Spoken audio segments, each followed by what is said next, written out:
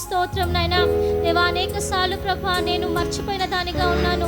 నువ్వు చేసిన మేలును బట్టి నేను కృతజ్ఞత లేని దానిగా ఉన్నాను. దేవా, ఇది నేను స్తుతిస్తున్నానయ్యా. నువ్వు చేసిన మేలును బట్టి నేను ఆరాధిస్తున్నానని బిగ్గరగా దేవుని ఆరాధిద్దామండి. దేవునికి స్తుతి చెల్లించుదాం. ఆయన నీ దగ్గర నుండి ఏమి కోరుకోవట్లేదు. ఆయన నీ దగ్గర నుండి స్తుతి కావాలని కోరుకున్న దేవుడు, నీ ఆరాధనను కోరుకున్న దేవుడు. కాబట్టి మౌనంగా ఉండక కొద్దిపాటి సమయాన్ని దేవునిలో ఆరాధన చేత దేవుని స్తుతిస్తూ దేవుని మహిమ పరుద్దాం.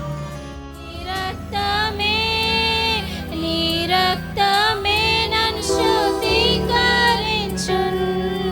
నీ రక్తమే నా బలము. నీ రక్తమే నన్ను శుద్ధీకరించును. నీ రక్తమే నా బలము. దుర్గమా ఆశ్రయమా ఆరాధన నీకే. ఆరాధన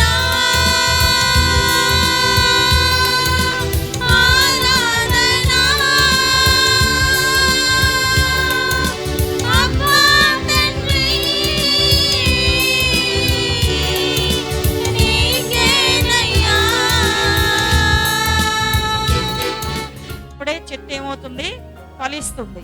జీవము లేకపోయినా, వేరు లేకపోయినా చెట్టు ఏమవుతుంది? ఎండిపోతుంది. కనుక స్త్రీలమైన మనము చాలా శక్తి, చాలా ఉన్నతమైనటువంటి కృప మనకి దేవుడు ఇచ్చి ఉన్నాడు. వీధులలో పసి పిల్లలను లేకుండాను, రాజమార్గములలో యవనులు లేకుండాను వారిని నాశనము చేయుటకై మరణము మన కిటికీలను ఎక్కుచున్నది. మన నగరులలో ఎందుకు ఈ విద్య అంటే, ఈ దినాల్లో ఎలా ఉందో తెలుసా? దేశము చాలా భయంకరంగా ఉంది. మన భారతదేశం అయితే నిన్న చచ్చిపోయిన మేకపోతు మీద ఉంది. చాలామంది ఆలోచనలు దేని మీద ఉంటాయి? దేవుని మీద ఉండవు, వేరే వేరే ఆలోచనలో ఉంటాయి. కానీ దేవుడు ఒక బాధ్యత ఇచ్చాడు. రాత్రి మగళ్ళు మన మీద నేరారోపణ చేస్తున్నవాడు విరామం లేకుండా పని చేస్తుంటే మనం ఏం చేస్తాం? అలసిపోతూ ఉన్నాం. తల్లి, మీరు ఏడ్చి ప్రార్థన చేయండి. మీ ప్రాంతం బాగుపడుద్ది, మన దేశం బాగుపడుద్ది. మన అందరం కలిసి, మేము ఒంగోలులో, మీరు చెన్నైలో, మీరు ఈ ప్రాంతంలో ఉండి అందరం కలిసి ఏక మనసు ఉదయాన్నే 3 గంటలకు లేసి ప్రార్థన చేస్తే ఎవరికి ఎదిరిపోవాలా? సాతానికి దడ దడ దడ దడ అయిపోవాలా. నన్ను వాడుకోండి. ఓ వీధులలో పసిపిల్లలు, యవనస్తులు అందరు రక్షించబడాలి. నేనుండే ప్రాంతం అంతా రక్షించబడాలి. నా దేశం రక్షించబడాలి. నేను నిన్ను ఎరిగి ఉన్నా. నా జీవితంలో అద్భుతమైన సాక్ష్యం ఉంది. నా జీవితంలో అద్భుతం నువ్వు చేసి ఉన్నావు. నేను నీ మాట వింటానయ్యా. నేను నీ మాట వింటానయ్యా. నేను నీ మాట వింటానయ్యా. నేను నీ మాట వింటానయ్యా. నేను నీ మాట వింటాను ప్రభువా. అందరం చెప్తాం, నేను నీ మాట వింటాను. నోరు తెరుద్దాం. ఇంకా నువ్వు ఉన్నావంటే ఆ మరణం నీ కిటికీ కూడా ఎక్కుద్ది. ఇక్కడ ఎంతమంది నీ బిడ్డలు కూర్చున్నారో, నీ స్వరం వింటున్నారో, నీ మెల్లని స్వరం వింటున్నారో.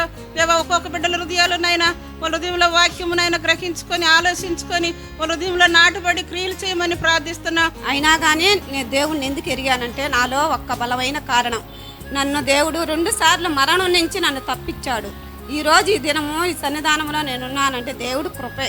దేవుడు నా పట్ల ఎంతో మేలు చేశాడు. ఈ సాక్ష్యాన్ని మీతో అందరితో పంచుకోవాలని నేను ఆశగా ఉంటున్నాను. మా 3 బిడ్డలు యవనస్తులు, మా బిడ్డల గురించి, నా గురించి ప్రార్థన చేయండి. మా దాని ప్రార్థన ఇదే నా గొప్ప సాక్ష్యం. నా పేరు మేరీ గ్రేస్.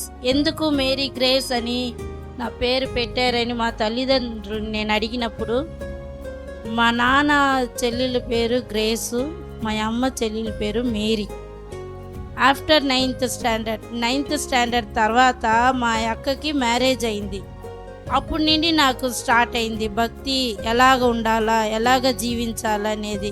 25, 43, 25 நான் நானே உன் மீறுதல்களை என் நிமித்தமாகவே குலைத்து போடுகிறேன், உன் పావంగలై నినయామలం ఇరిపేన్. ఇంకనో చేస్తా వస్తున్నారండి. అలాంటి దేవుడిని మర్చిపోకుండా ఆఖరి వరకు నైనా ఆయనకి నమ్మకంగా జీవించాలని నా కోసము నా బిడ్డల కోసం ప్రార్థన చేయవలసిందిగా కోరుచున్నాను. ఆమేన్.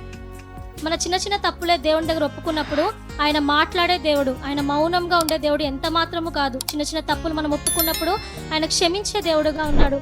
ఈ సాక్ష్యం నిమిత్తమై మన మధ్య ఉన్న తబితక్క గారు ప్రార్థిస్తారు.